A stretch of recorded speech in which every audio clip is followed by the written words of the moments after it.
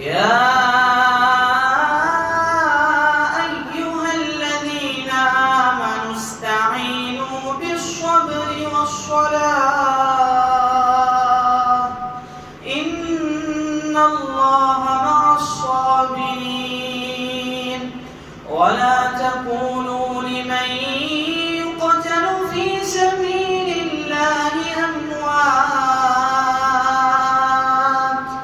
بل أحياء ولكن لا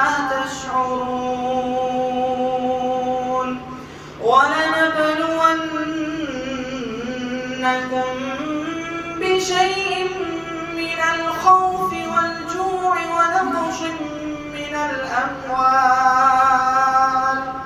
ونقص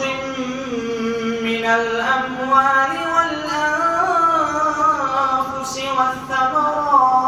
والثمرات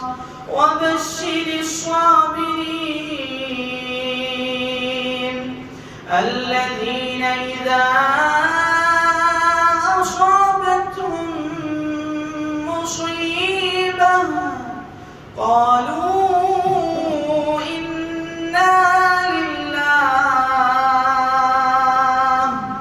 إنا لله وإنا إليه راجعون